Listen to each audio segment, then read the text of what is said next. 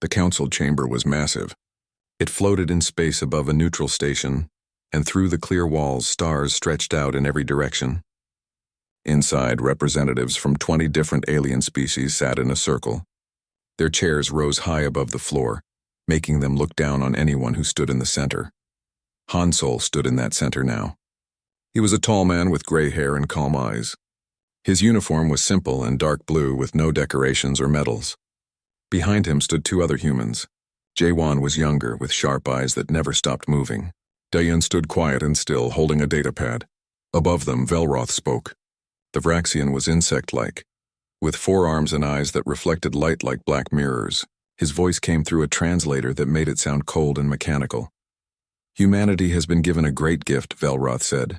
We allowed you to join the galactic community. We shared our knowledge. We showed you how to travel between stars, and this is how you repay us? By taking resources that belong to the Council? Han Solo did not respond. He simply stood with his hands behind his back, looking up at the Council members.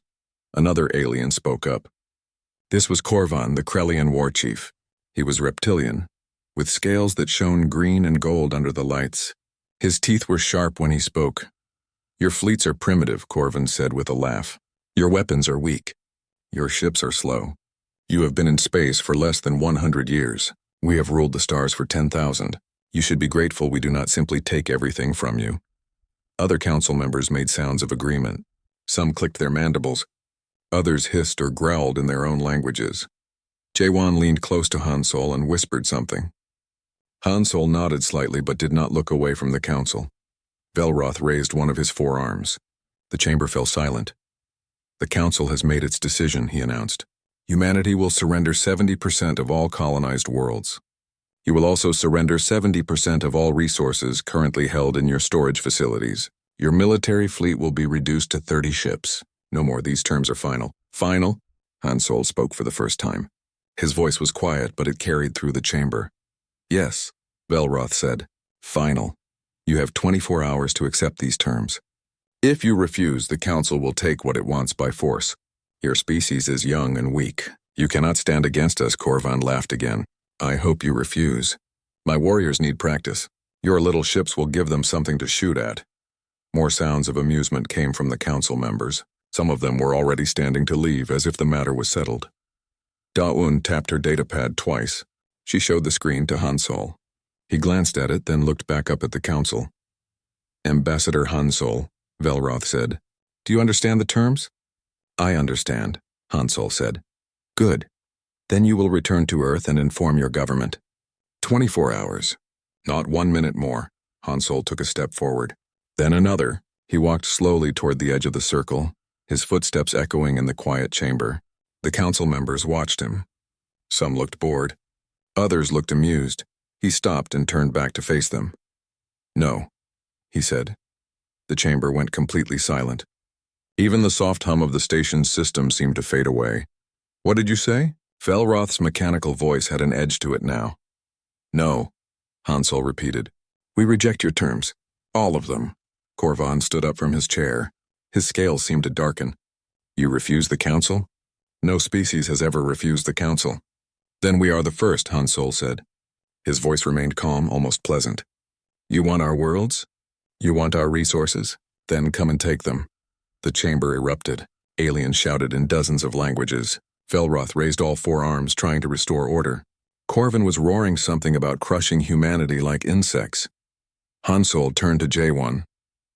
Are our ships in position? Yes, sir, Jaewon said quietly. Every fleet. Every ship. All waiting for your order. Good. Han Solo looked at Daeun. Send the signal. Tell them we are coming home. Tell them to prepare for war. Daeun's fingers moved across her datapad. A moment later, she nodded. Signal sent, sir. Velroth finally managed to silence the other council members. He stared down at Han Solo with those black mirror eyes. You are making a terrible mistake, the Vraxian said. We will destroy you. Your species will be erased from the stars. Han Solo smiled. It was a small smile, barely visible, but it was there. You talk too much, he said. You have been talking for weeks now, demands, threats, warnings, always talking. We are done listening.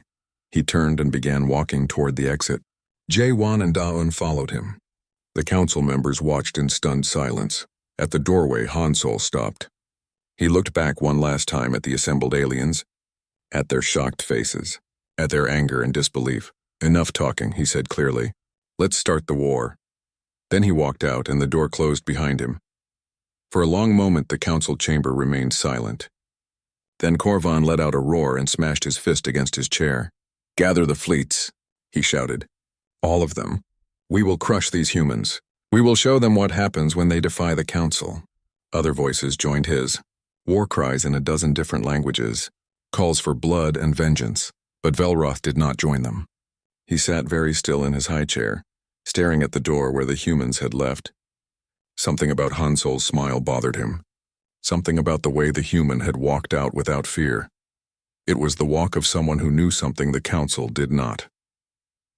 Outside the station, Han Solo and his team boarded their ship. It was a small vessel designed for diplomatic missions. Nothing impressive to look at. As they settled into their seats, Jaewon pulled up a tactical display. It showed the positions of every human ship in known space. Hundreds of them. Thousands of them, all moving into position. "They will attack within days," Jaewon said. "Maybe hours." "Let them," Han Solo said quietly. He was looking out at the stars. "We have been preparing for this moment since the day we met them. They think we are weak. They think we are primitive. They think we are afraid." He turned to face his crew. His calm expression had not changed. They are about to learn what humanity really is. The alien fleet came out of hyperspace like a storm. 300 warships, each one larger than anything humanity had ever built. They arranged themselves in formation, blocking out the stars. Their shields glowed with power. Their weapons charged with energy that could crack planets. On the bridge of the human flagship, Admiral Tae Yang watched them arrive. He was an older man with white hair and scars on his hands from years of service. His uniform was worn but clean. His eyes were steady. "Count?" he asked quietly. 312 confirmed, his tactical officer replied. "All council species.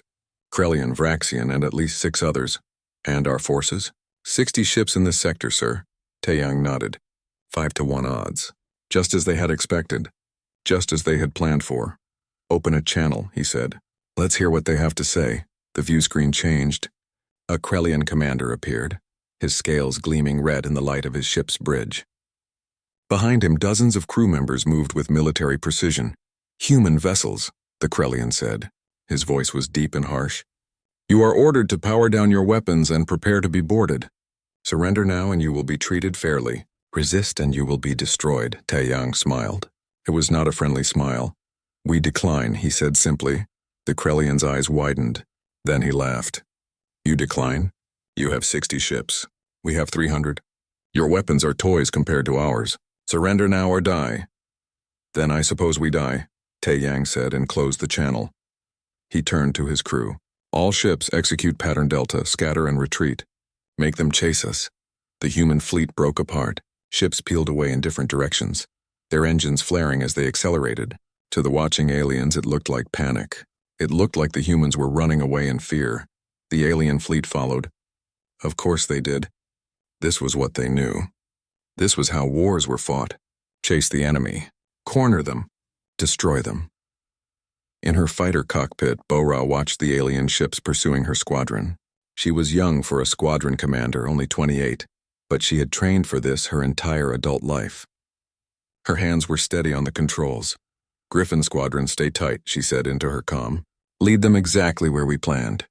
Not too fast, not too slow. Make them think they are catching us." Her squadron of 20 fighters dove toward a nearby asteroid field. The rocks there were massive, some as large as moons. Behind them, 50 alien warships followed, their weapons charging. "Almost there," Bora whispered to herself. "Just a little more." They entered the asteroid field at full speed. The human fighters weaved between the rocks with practiced ease. The alien ships followed, larger and slower but still confident in their superior firepower. "Now!" Bora shouted. The asteroids came alive. Weapons platforms that had been hidden on the rocks for weeks suddenly activated. Missiles streaked out from concealed launchers. Energy beams cut through space. Mines that looked like ordinary space debris exploded with devastating force. The alien formation shattered. Ships tried to turn, tried to retreat, but they were too close together, too focused on the chase. The asteroids that they thought were just obstacles were actually cover for hundreds of human weapons. Bora pulled her fighter around and watched as alien ships exploded one after another. Their shields, designed to stop massive energy weapons from other capital ships, were useless against the smaller, faster missiles that the humans used. Griffin Squadron, attack pattern Omega, she ordered. Her fighters dove back into the chaos, their own weapons adding to the destruction. Across the battlefield, Captain Yunwu watched from his frigate. He had positioned his small ship in the shadow of a large asteroid, powered down to minimum levels. Invisible to enemy sensors. "Sir, the trap is working," his sensor officer said. "Enemy casualties at 23% and climbing." "Good," Yunwu said. He was a quiet man who had served on merchant ships before joining the military. He knew how to wait, how to be patient. "Bring us around. Target their command ship." His frigate emerged from the asteroid's shadow along with 12 others. They had been waiting there, silent and hidden, while the enemy focused on the apparent retreat. Now they struck at the alien fleet from behind. The human ships were small, but their weapons were precise. They did not try to fight the big alien warships head-on. Instead, they targeted engines and sensors. They aimed for communication arrays and weapon systems. They fought like hunters taking down prey much larger than themselves. The alien commander tried to reorganize his forces, tried to fall back into defensive formation, but his ships were scattered now. Some were damaged. Others were trying to escape the asteroid field. His carefully planned attack had turned into chaos. Back on his flagship, Admiral Tai Yang watched the tactical display with satisfaction. The red dots representing enemy ships were disappearing one by one. His own forces, shown in blue, danced around them like wolves around a herd. "Casualty report," he ordered. "We have lost 4 fighters and 1 corvette," the tactical officer replied. "Enemy losses are at 94 ships confirmed destroyed, another 47 damaged. Almost half the alien fleet. Gone in less than an hour." The remaining alien ships were retreating now. Really retreating this time. Not the fake retreat the humans had performed. They jumped to hyperspace in small groups, abandoning their damaged comrades. Tai Yang let them go.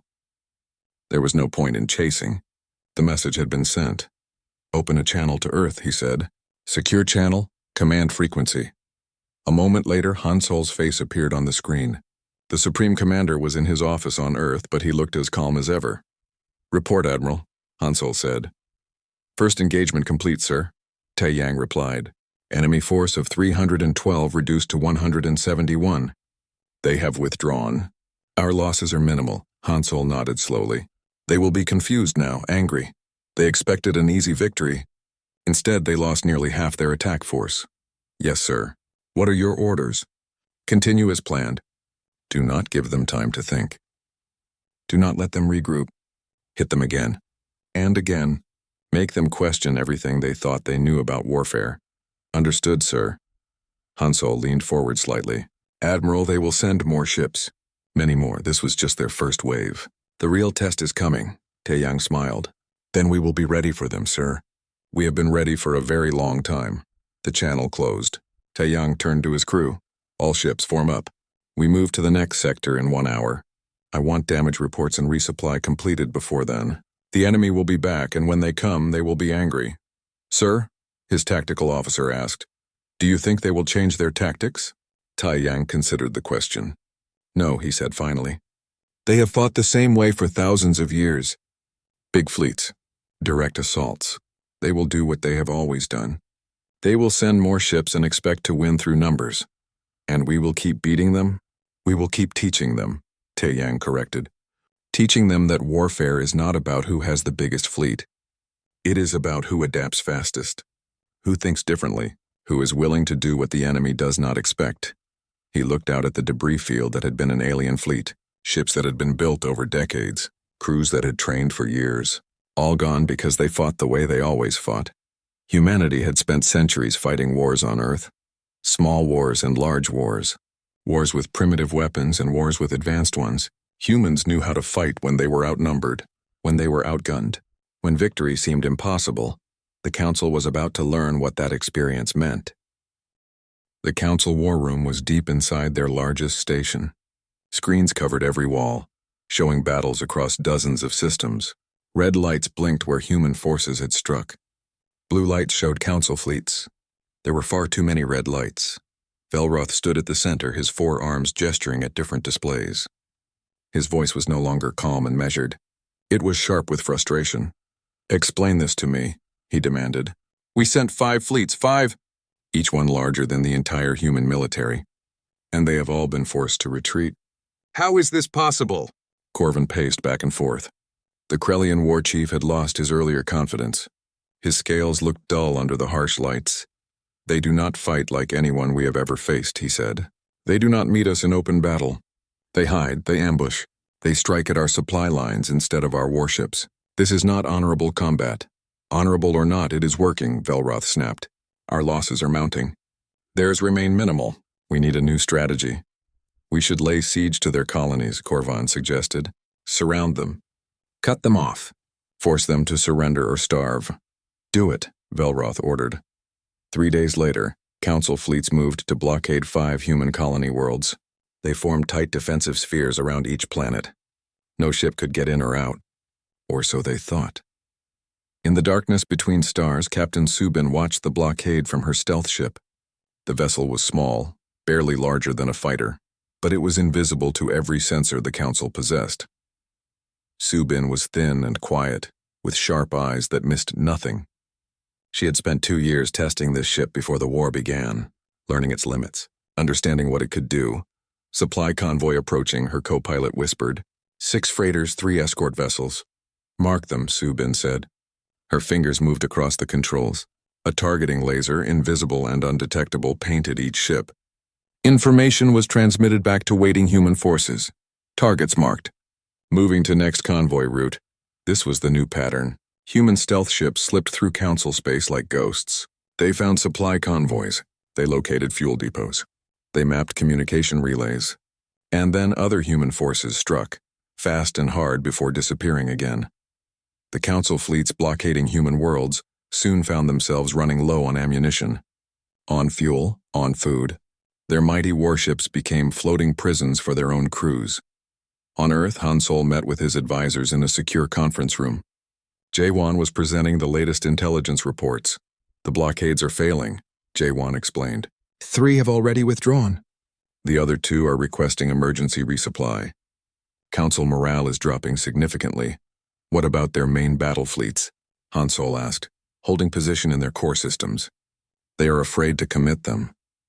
"Afraid of losing more ships," Han Sol nodded. "Good fear is useful. It makes people think. Makes them question their assumptions." Dayun spoke up from her position at the table. "Sir, we intercepted a transmission from the Council. They are beginning to study human military history." "About time," Jaewon muttered. Han Sol smiled slightly. "What did they find?" "Everything," Dayun replied. "They are going through our historical databases, reading about Earth wars, ancient wars, modern wars. They are starting to understand that warfare is not just something humans do. It is something humans have been perfecting for our entire history." Back in the Council war room, Velroth was reading those same reports. His black mirror eyes scanned through files on human conflicts. The Mongol invasions, the world wars, the guerrilla campaigns, the naval battles, the air superiority doctrine, thousands of years of human warfare, millions of battles, countless tactics and strategies, all developed on one small planet by creatures who had been fighting each other since they learned to make weapons. "They were studying us," Velroth said quietly to himself. "The whole time we thought we were teaching them, they were studying us, learning how we fight, finding our weaknesses." A communication came through from one of the retreating blockade fleets. Velroth opened it. The alien commander looked exhausted. "We cannot maintain the blockade," the commander reported. "Our supplies are gone. Our crews are hungry, and we still have not seen the enemy fleet that must be nearby. We are withdrawing before we are destroyed." "Withdraw," Velroth authorized. What else could he say? Corvin slammed his fist against a console. "This is intolerable. We are the Council. We have ruled for 10,000 years. We cannot be defeated by these primitives." "They are not primitives," Velroth said quietly. He was still reading through the human military files. "That was our mistake. We thought advanced technology meant advanced warfare, but they have something we never developed. They have necessity." "What do you mean?" Velroth gestured at the screens showing human history. "Look at their world. One planet, limited resources, hundreds of different nations and cultures. They spent their entire history fighting each other. Not for glory or honor, but for survival. Every war taught them lessons. Every defeat made them adapt. Every victory showed them new possibilities. He turned to face Korvan. We formed the council and stopped fighting among ourselves. We grew soft. We followed the same strategies for millennia because they always worked. But humans never stopped fighting, never stopped learning, never stopped improving. Another message came in. This one was marked urgent. Felroth opened it and his eyes widened. It was a recording. Somehow the humans had intercepted a council military planning session and were now broadcasting it back to them. But there was a message attached. A message from J1. The human appeared on screen. His expression was calm, but his words were sharp. To the Galactic Council, J1 said. You thought you could intimidate us with your numbers, your technology, your thousands of years of history, but you made one critical error. You taught us how you fight. You showed us your tactics, your strategies, your weaknesses. We watched. We learned. We adapted. That is what humans do. We adapt. He leaned closer to the camera. You wanted war. We gave you war. But not the war you expected. Not the war you trained for. We gave you a human war. And now you are learning what that means. The message ended. Felroth stood in silence for a long moment. What do we do? Korvan asked. For the first time, there was doubt in his voice. Felroth looked at the tactical displays, at the red marks showing human activity, at the blue marks showing council forces being pushed back system by system. We commit everything, he said finally. All our reserves. Every ship we have. We cannot match their tactics, so we will overwhelm them with pure numbers. Even humans cannot fight an entire galaxy. And if that fails? Felroth did not answer. He did not want to think about what failure meant. The council had never lost a war. Never. In 10,000 years, they had conquered or absorbed every species they encountered, but they had never fought humans before. In her stealth ship, Subin detected the massive movement of council forces. Hundreds of ships. Thousands of ships, all converging toward human space. They are coming, she reported to command. Everything they have. This is their final push. Han Sol's voice came back over the secure channel. Good, let them come. It is time to show them what we have really been building. Subin smiled in the darkness of her cockpit. The council thought they understood now. Thought they had figured out human tactics. They had no idea what was waiting for them. The Council Armada was the largest military force ever assembled in galactic history. Over 2,000 warships from every member species. Enough firepower to shatter planets.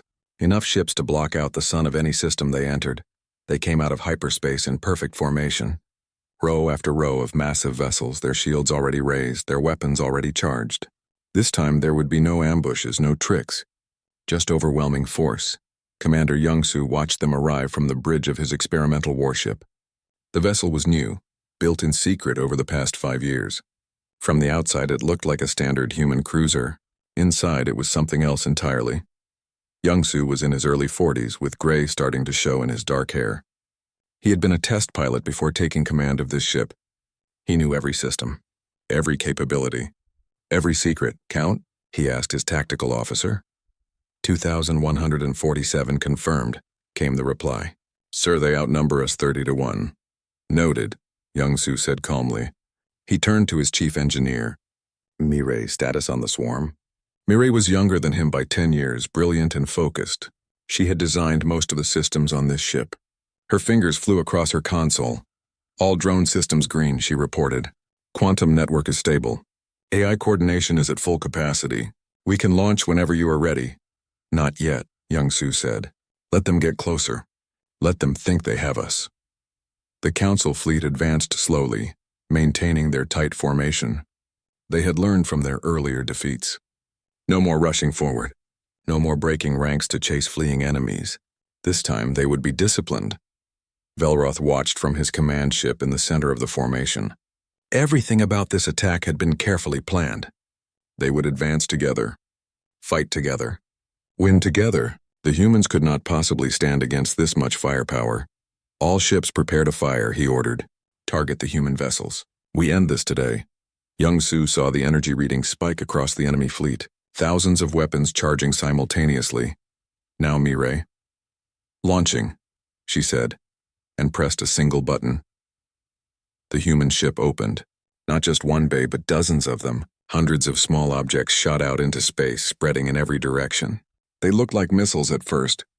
Then they began to move independently with intelligence and purpose, drones. Thousands of them. Each one the size of a fighter, but faster, more agile and coordinated by quantum-linked AI that allowed them to act as a single organism. And that was just from one ship. Every human vessel in the fleet did the same. 70 ships each releasing their swarms. Within seconds, there were over 300,000 drones filling the space between the two fleets. Attack Pattern Alpha, Young-Soo ordered. Overwhelming force. The drones swarmed forward like a storm of metal and fire. They moved in coordinated waves, each wave striking a different part of the Council formation. They did not have powerful weapons. They did not need them. They had numbers and intelligence. The Council ships opened fire, their massive weapons designed to destroy other capital ships. But the drones were too small, too fast, too many. For every dozen destroyed, 100 more took their place. And they learned. The AI controlling them adapted with each passing second, finding weaknesses in the enemy defenses. Velroth watched in horror as his perfect formation fell apart. Ships were swarmed by hundreds of drones each. Their shields, designed to stop massive energy blasts, were useless against thousands of small impacts. Their weapons could not track targets that moved so quickly and unpredictably. All ships fall back, he ordered. Retreat and regroup. But the drones followed. They pursued the retreating ships like predators chasing wounded prey. And they kept learning, kept adapting, kept finding new ways to break through defenses. On his ship, Young-Soo watched the tactical display with satisfaction. The red dots representing Council ships were being surrounded by blue clouds of drones. One by one, the red dots began to disappear. "Sir, we are receiving a transmission," his communications officer said. "It's from one of the Council ships. They are requesting permission to board." Young-Soo raised an eyebrow. "To board us? Are they surrendering?" "No, sir. They think they can win if they take our ships in close combat. They are sending boarding parties." Young-Soo smiled. "Let them try.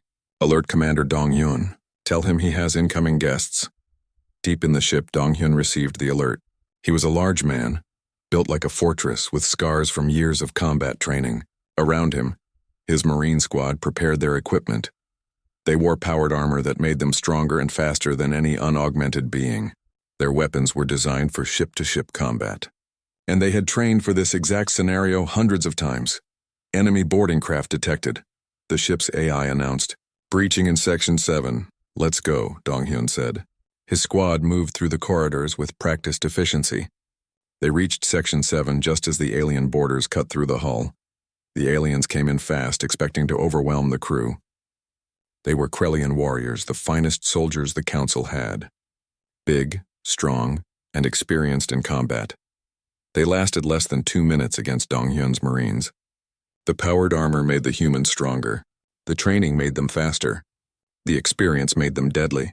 The aliens never had a chance. Section 7 secured, Dong-hyun reported. All enemy boarders eliminated. No casualties on our side. Similar reports came in from other human ships. Every boarding attempt was repelled. Every alien squad was defeated. In the Council war room, the remaining leaders watched the battle unfold with growing desperation. Their greatest fleet was being torn apart. Their best soldiers were being defeated. Nothing was working. Corvin stood at the tactical display, his hands gripping the edge so hard his claws dug into the metal. He had led the charge for this war. He had promised victory. He had been so certain. "We must negotiate," one of the other Council members said. "Before we lose everything." "No," Corvin roared. "I will not surrender to these primitives. Send more ships. Send everything." "There are no more ships," Velroth said quietly. "This was everything. This was our last chance, and we are losing. Then I will go myself," Corvin declared. "I will lead the final assault personally. I will show these humans what a true warrior can do." Before anyone could stop him, Corvin left the war room. He boarded his personal warship, rallied what remained of his fleet, and charged directly at Young-Soo's vessel. Young-Soo watched the Krellian command ship approach. It was massive, powerful, and heading straight for him. "He's trying to ram us," Mireille said. "No," Young-Soo said. He's trying to prove something. Show that courage and honor matter more than technology. Focus all drones on that ship. Take it down. The drones swarmed Korriban's ship like flies on meat. They hit it from every angle, overwhelming its defenses through sheer numbers. The great warship's shields flickered and failed. Its armor cracked. Its engines died. Korriban's last transmission was a war cry in his native language. Then his ship exploded in a ball of fire that could be seen across the battlefield. The remaining council ships stopped fighting. They simply stopped. Without orders, without coordination. They just drifted in space, waiting. In the war room, Velroth stared at the display showing where Korriban's ship had been. The Krellian had been his rival for years. They had disagreed on nearly everything, but he had been brave. He had believed in the Council's superiority until the very end. Call for a vote, Velroth said quietly. We must decide if we continue this war or seek peace. The vote was quick. 7 members voted to seek peace. 5 voted to continue fighting. It was enough. Velroth composed a message to the humans. His hands, all 4 of them, shook slightly as he typed. To the human leadership, the message began. The Galactic Council requests an immediate ceasefire and wishes to discuss terms for peace. We acknowledge that we underestimated your capabilities. We are prepared to negotiate in good faith. He sent the message and waited. In the silence of the war room, surrounded by displays showing the destruction of their fleet, the council members waited to see if humanity would show them mercy, or if the war would continue until the council was completely destroyed. When humanity's leader said, "Enough talking, let's start the war," the neutral space station looked the same as it had 2 months earlier. The same walls, the same stars visible through the windows, the same council chamber, but everything else had changed. Han Sol walked through the corridors with J1 and Daun beside him. Behind them came an honor guard of human marines in full-powered armor. The message was clear. Humanity came from a position of strength. They entered the council chamber. It was different now. The high seats where the aliens had looked down on them were empty. Instead, a simple conference table had been set up in the center. Equal seating for everyone. Velroth was already there, along with representatives from the other council species. They looked tired, defeated. Some of them could not meet Han Sol's eyes. Ambassador Han Sol, Velroth said formally, "Thank you for agreeing to meet with us." Han Sol nodded and took his seat. J1 and Daun sat on either side of him. A young diplomatic aide named Seo Jun took the seat behind them, ready to take notes. "You requested this meeting," Han Sol said. "I am listening." Velroth's forearms moved in what might have been a gesture of submission. "The Council acknowledges that we were wrong. We underestimated humanity. We were arrogant and foolish. We ask for peace." "Peace," Han Sol repeated. "That is interesting. 2 months ago you demanded our surrender. You wanted 70% of our territory. You threatened to destroy us if we refused. Now you want peace." One of the other council members, a tall insectoid creature, spoke up. "We made mistakes. We are willing to make amends. What are your terms?" Han Sol gestured to J1, who pulled up a document on his tablet and projected it onto the table for everyone to see. "These are humanity's terms for peace," J1 said. "First, complete mutual non-aggression. Either side will attack the other for any reason. Second, full trade rights for human merchants in council space. Third, reparations for the damage caused during the war. Fourth, recognition of human sovereignty over all currently held territories." The council members looked at each other in confusion. One of them spoke. "That is all? You do not demand our surrender? You do not want to take our worlds? Our resources?" "No," Han Sol said simply. "But you won," another alien said. "You destroyed our fleets. You proved your military superiority. You could demand anything. Why do you not?" Han Sol leaned forward. "Because we never wanted this war in the first place. You forced it on us. You thought we were weak and tried to take advantage. We proved you wrong. But that does not mean we want to become conquerors." Velroth studied the human leader carefully. "I do not understand. Every species in galactic history has sought power, dominance, control. It is the natural way of things. Why are humans different?" Seojun, the young aide, spoke up unexpectedly. "May I answer that, sir?" Han Sol nodded. "Go ahead." Seojun stood and addressed the council. His voice was steady despite his youth. "Humans have spent thousands of years building empires and watching them fall," he explained. We have seen what happens when one group tries to dominate all others. It never lasts. It always ends in rebellion and bloodshed. We learned that lesson over and over again on our own world. He walked around the table, making eye contact with each council member. What we want is peace through strength, not domination. We want to be strong enough that no one dares attack us, but we do not want to rule over others. That is not victory. That is just setting up the next war. He returned to his seat. The council members sat in silence, processing this idea. Da-Yun added her own contribution.